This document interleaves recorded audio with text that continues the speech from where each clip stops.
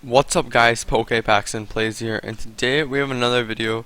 It's been a while, but I had finals and exams that I had to take care of, but now that I'm done that, I can upload regularly, and I'm very excited for the summer of Pokemon, because it's going to be very, very fun and very, very cool.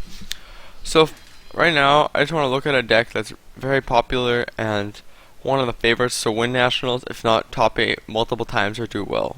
So, there's 3 Pokemon, Joltik, Lampent, and Punkaboo, and they have this attack, Night March. If you have, for every Pokemon that you have in the discard pile, it does 20 more damage.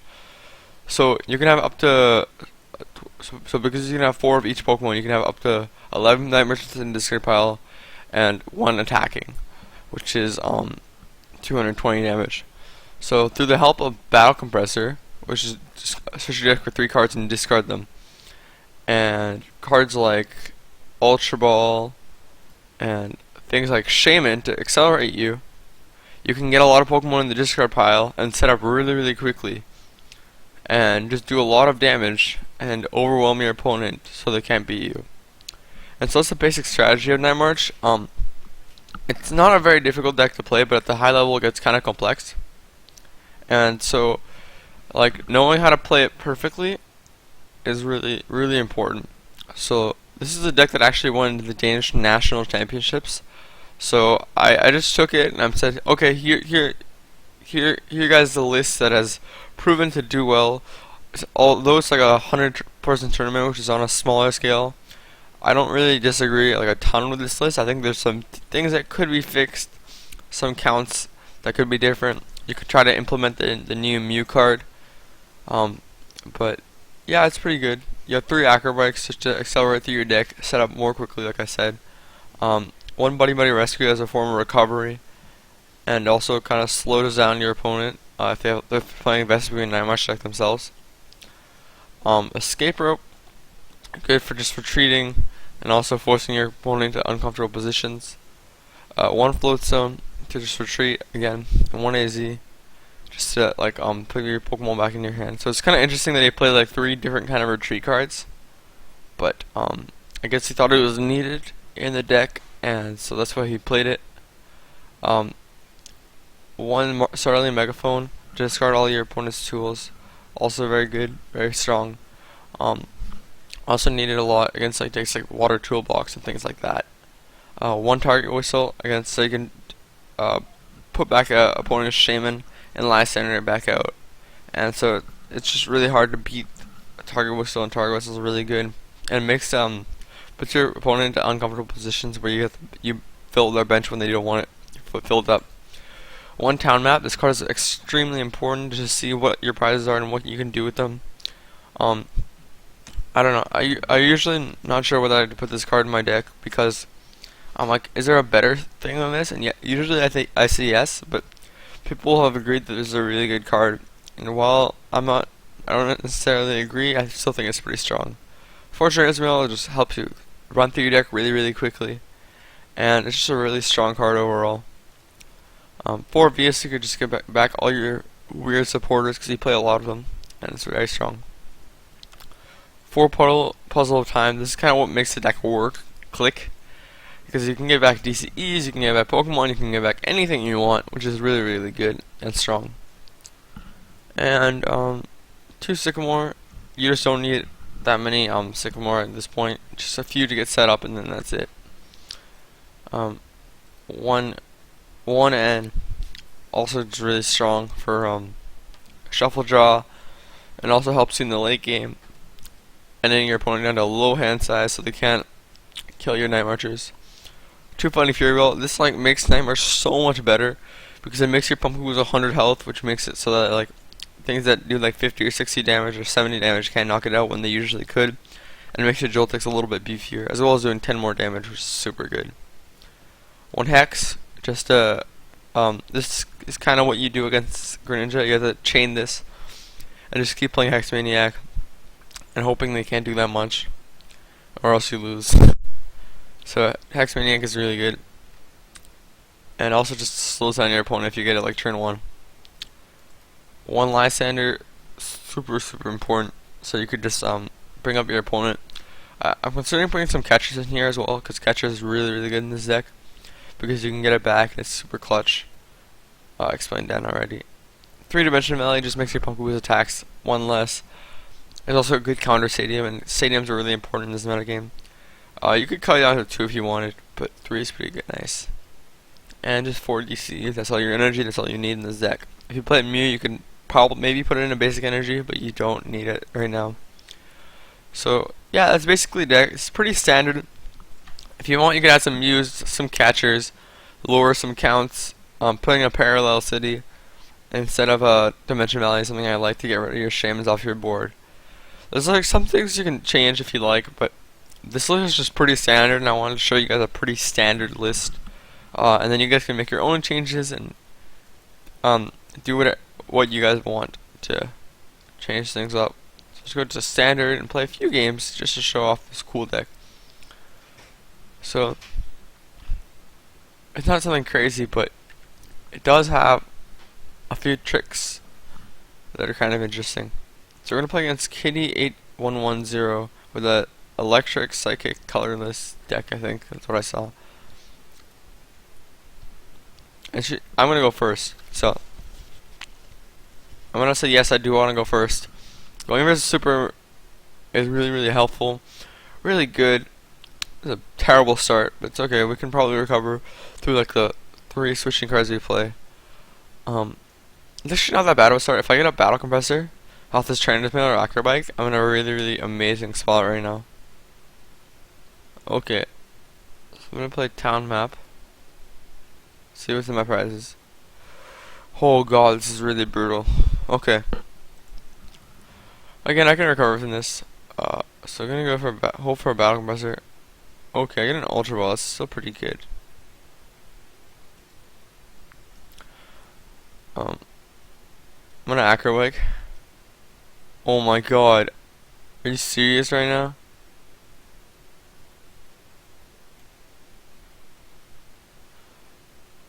Okay, so I'm gonna Ultra Ball these 2 away. Grab a Shaman. Set up for 3. We really need a Battle Compressor right now. Alright. Okay. Oh, this sucks. Okay. So I'll puzzle time. And I'll grab Trainer's Mail and Ultra Ball.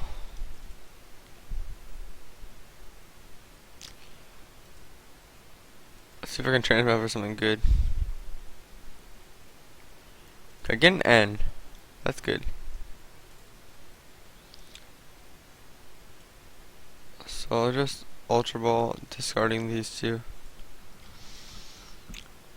Grab a Joltik. Yeah, I'll grab a Joltik. Attach a DCE. Attach a Fighting Fury Belt. Field Sticker. And so while we were in a kind of bad position, still kind of are. We'll be fine. We just need to find a way to recover it. I have floats on my hand. I'm gonna hold it for now. Gonna drop another Joltik. Yeah, I want something to recover on. I feel like last enters me. So this hand is also pretty terrible. I'm gonna hold the Battle Compressor unless I want to use it, in case I want to use it for something else. Just pass. So we're in another uncomfortable position, but we can probably draw out of this, and yeah, we'll be fine, hopefully. 2 DCs being prized is absolutely brutal. It's so terrible for us. Hopefully we can recover, but yeah, it's just really bad. But it's good that we have Town Map, so we can see that we have 2 double colorless prize, and then we can get it out. So that's really important, and also pretty great. So he's gonna play a Shaman, draw some cards, and hopefully he can end me out of my hand. but at this point I kind of doubt it. Has he played Sycamore already? No, he just discarded it. De-evolution spray. I haven't seen this card in a while. I guess the point of his deck is just to go for bats, and then is that a Sycamore? The last card of Sycamore or Shaman? Yeah, it's a Sycamore. So the idea of his deck is just to play down bats, do a lot of damage, and then refresh the bats and do more damage.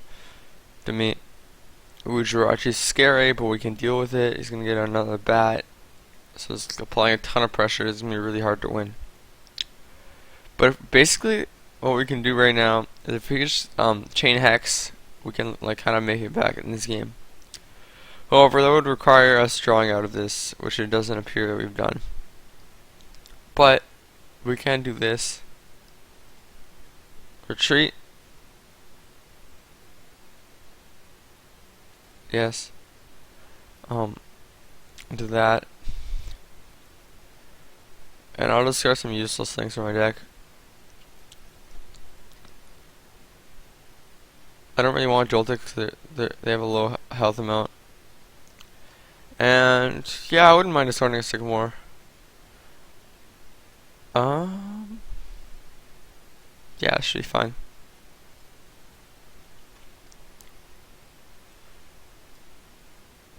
I'm on a Battle Compressor, discarding a Pumpkaboo and 2 Lampids.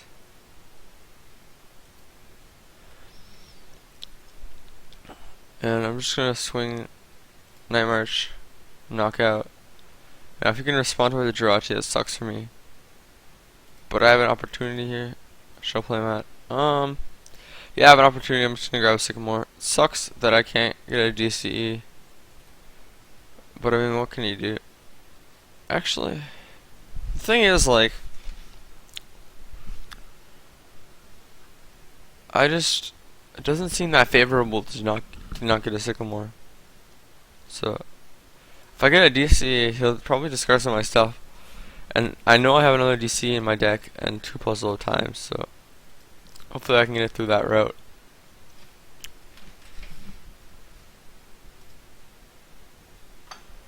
So he's gonna discard some stuff.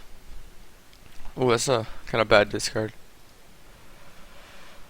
At this point, I'm not sure why he wouldn't promote his Jirachi to try to discard my things, but it's kind of interesting that he's gonna break up his bats. His bats are a source of damage. That's how he's gonna beat this deck. I think that's a really big misplay, in my opinion. And I could play Dimension Valley at this point, but he's just gonna discard. He's just gonna discard his Shaman, which is what I want on the board, because it helps me do more damage. And does he have any Pokemon that just repel? Is it basic Pokemon? So I don't want to play Buddy Buddy because you can get back a Crobat or a Golbat bat. So I'm just gonna probably bench this down because I'm not gonna need to do a lot of damage, and its bulky health is kind of useful. But I'm not sure if I want to do that either. I don't see any downside to really benching that. And I don't want to play the Dimension Valley for the reason I stated before. And so yeah, I have the other DC in my hand, so I can get my other DCs.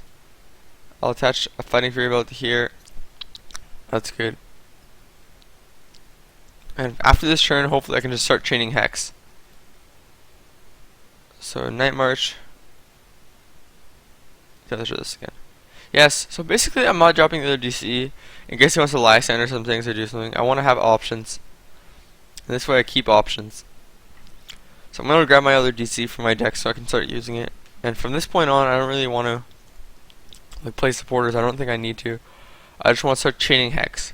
Not playing any other cards, not letting him use his abilities. Sure, you can evolve into Raichu. If that's what you want to do, that's fine for me. Lysander, Shaman, sure, that's okay. Like if you want to play it out that way, I can get like Lysander your guys too, your Shaman too. Yeah, I'm gonna trade KOs with a Hex Maniac as well.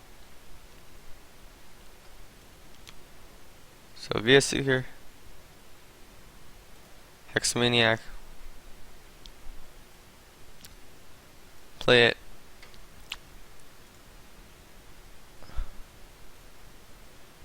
And I'll just hold my hand for now. Night March, knockout. And this puts him in an uncomfortable position. Like, he doesn't want to be in this position.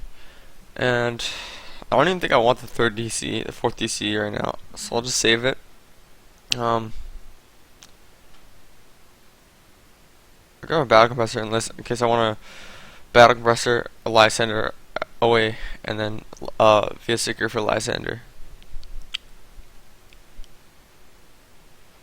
So right now he's not leaving himself with very many options. He has to knock out this Joltik, and then like even then he has to end me. Like he has to end me right now. Because I have a great hand. I have a big hand full of juicy DCEs that I can utilize. I'm gonna train me. I'll see if I can hit on a VS Seeker.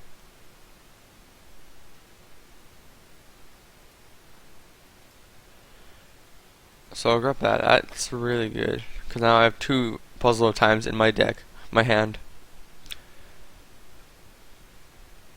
So I'll battle compressor with some things thin out my deck in case I get end. Lysander, AZ, teammates.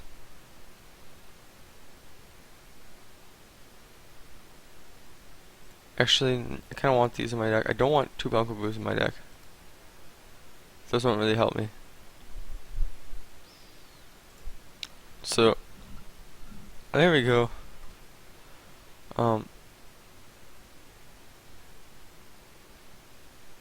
Yeah, I'm in a good spot. I'm just gonna Night March. And if he doesn't end me, I immediately win. I'm gonna grab an acrobike so I have more options if I get end. But yeah, if he doesn't end me right now, I win the game. So he had a great start, and then he just kind of didn't utilize it.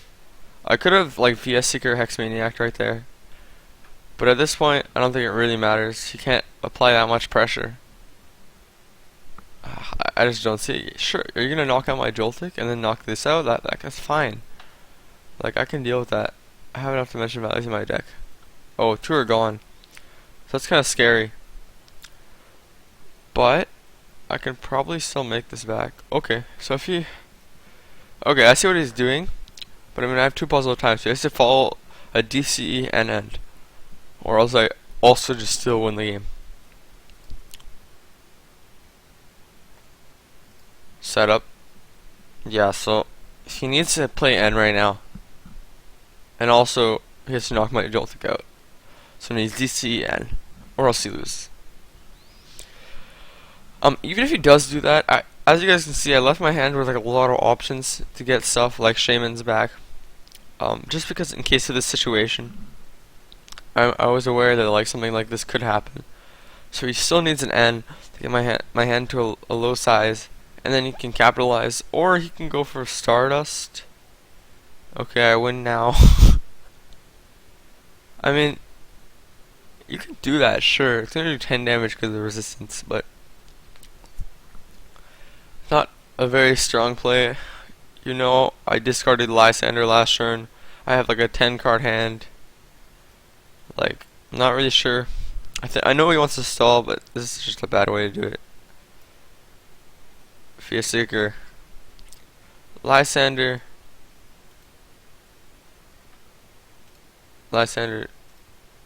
Shaman,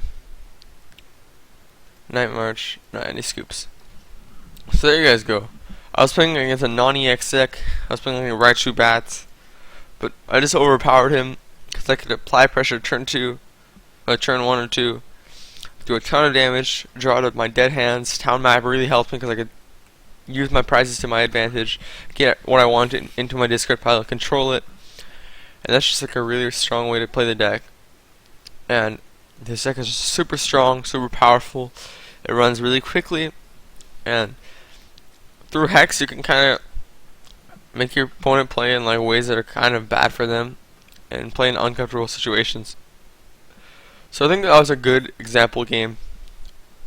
I don't think I can really do something better than that, so I'm just going to end the episode right now. But yeah, hope you guys enjoyed this video. Thank you guys so much for watching. If you like this video, be sure to leave a like and subscribe, and I'll see you guys next time. Bye.